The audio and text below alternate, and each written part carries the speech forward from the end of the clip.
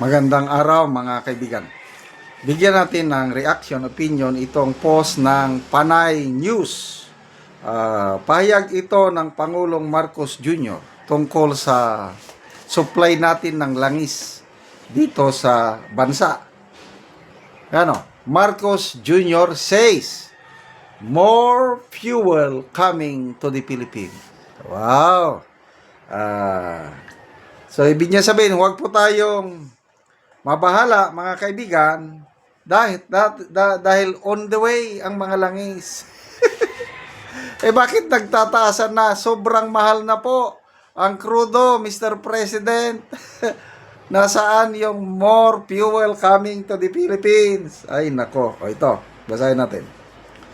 President Ferdinand Marcos Jr. announced that the Philippines is expecting additional fuel supplies amid rising petroleum prices caused by escalating tensions in the Middle East. He assured the public that the country's current fuel inventory is sufficient. Sufficient sa inyong mata. May narinig akong isang may-ari ng gasolinahan, ini-interview, sabi, ang stock natin hanggang April 15 na lang. So ano ngayon? March 12. So isang buwan na lang. Ano yan? Enough? Ang enough, yung US, dahil kahit isang taon magkagera, hindi mauubusan ng stock ang US, kahit Japan. May nabasa kong post kanina na nag-release na ng 80 million barrels of oil ang Japan. Marami rin silang stock. Ang ating marami dito, hangin sa pahayag ng Pangulo. Palaging very confident. More to come. Sabi niya, in terms of supply, we are in good shape. And not only do we have inventory in the Philippines, we are also awaiting some supplies coming in that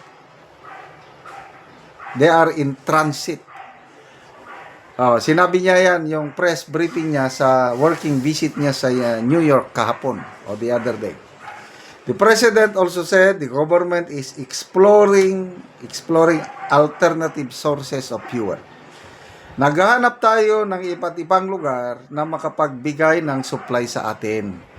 We are talking to many other countries who we normally do not buy oil from. Ngayon,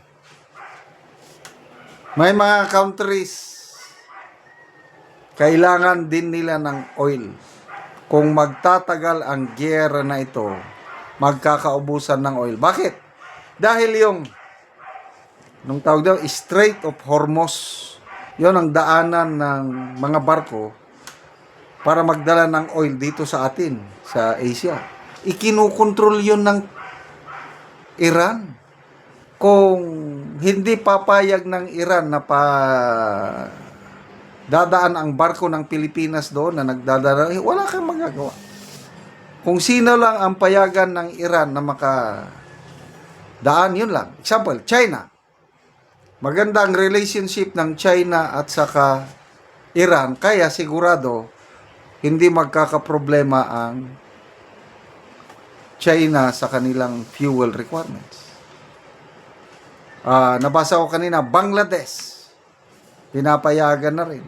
I don't know itong other neighboring countries natin, kung anong standing, but I'm very sure.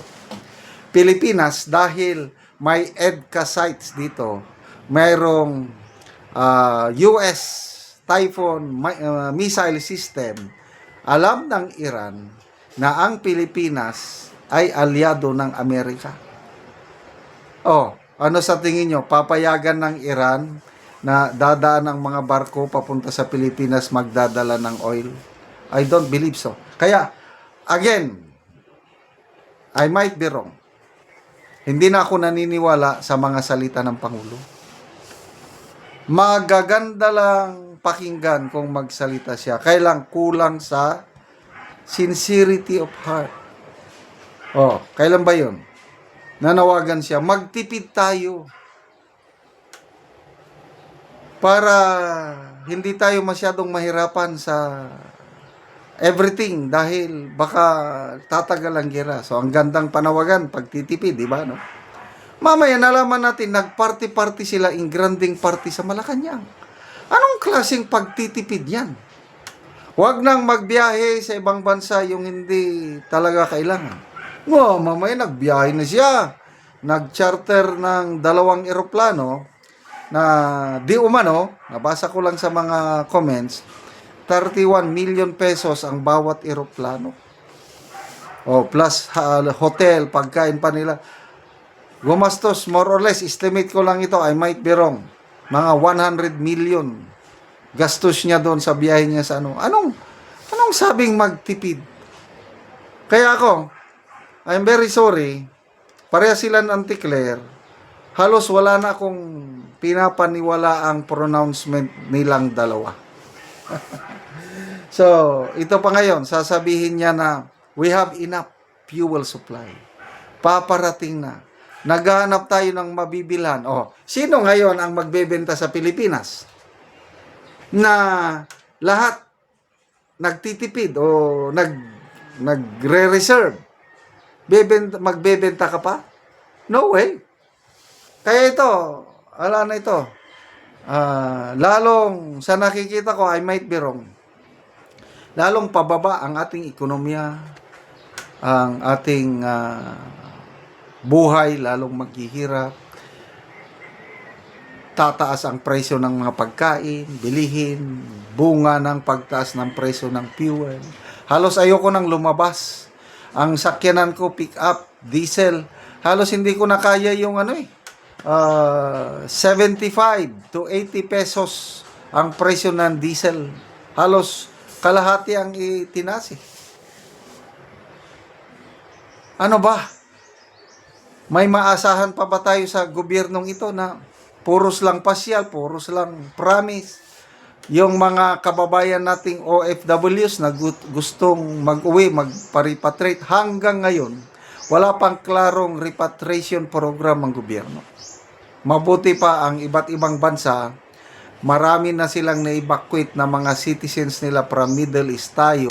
Hanggang pronouncement, nag-pronounce ang Pangulo nung nasa US siya, mag-charter daw sila, magbabayad ng 2 eroplano palipad papunta doon. Kailan ba yun? I don't know kung kailan, baka hanggang salita na lang na naman yun. Salamat mga kaibigan sa inyong pagsubaybay sa ating channel. Nakakatulong kayo ng malaki sa tribong Talanding ng Bukidnon dahil ang sweldo natin sa channel na ito is pantulong sa tribo. Namimigay tayo ng libreng yero at pako para makapagpatayo naman sila ng mas maayos na tirahan. Panoorin nyo ang video na ito.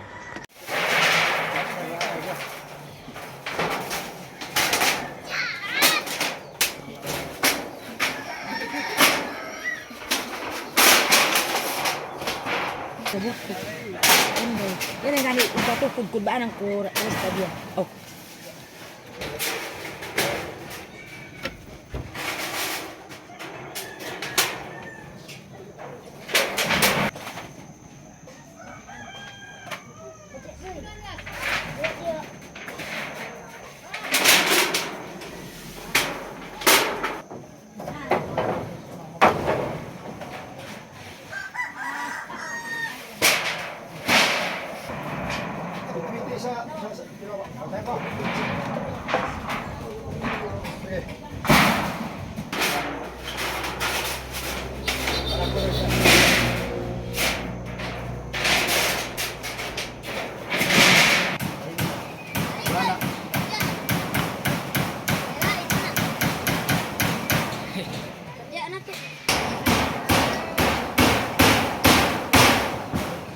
Hey.